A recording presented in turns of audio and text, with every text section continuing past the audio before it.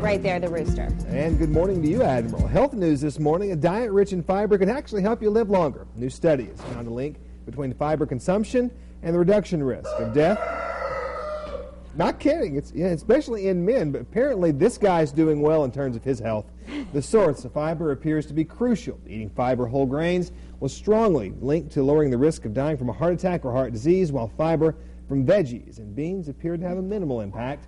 Now, the fiber in fruits seemed to have no offering of any protection at all. Now, speaking of heart health and speaking of heart disease, it's something we certainly need to be aware of.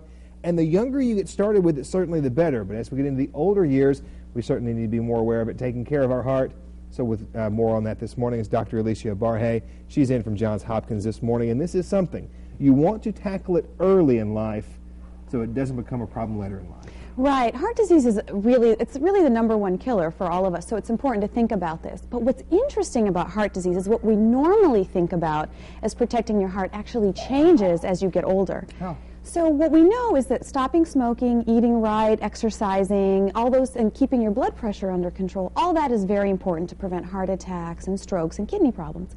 But as you get older, now I'm talking about the people over 75, the people over 85, 90, sometimes you have to be a little more careful about all those things that you do to try to keep your heart under control.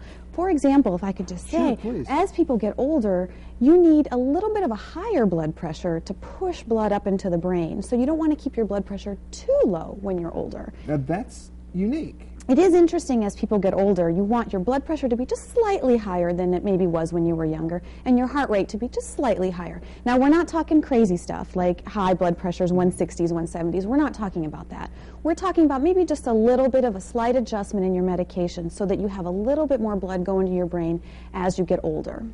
Now, we'll talk about something. You talk about high blood pressure itself. That's known as the silent killer. Right. Something that people don't even know about. So as we start getting screened for this at an earlier age, we start getting our heart checkups at an earlier age. Men 35, women no later than 50.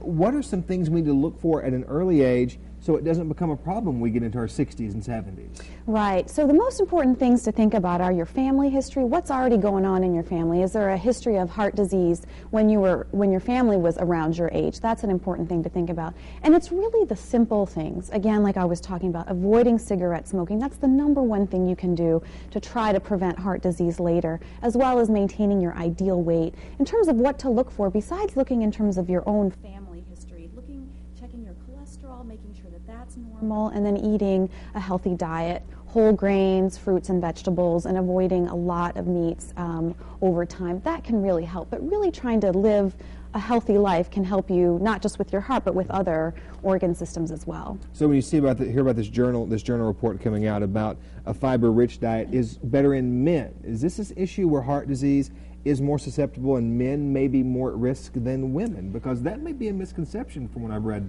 in the past. Well, it's interesting. I think the difference is really when the heart disease hits for men versus women. Men just get heart disease a lot earlier than women. There seems to be some sort of hormonal protection for women. But once women achieve menopause, then they're about the same risk for men. So it's just that the timing is a little bit different. The other thing about heart disease in women is that it's very interesting because it presents differently. Women don't show up with that crushing chest pain that men do. It's a lot more subtle. And this is true for older people as well, both men and women. When they're having heart disease or heart attack or heart failure, it's not as clear as opposed to saying, oh, my chest hurts. They might just say, I'm feeling a little confused or just a little bit fatigued. So as people get older, the symptoms are much more subtle. All right, Dr. Arbaje, thank you so much for the time.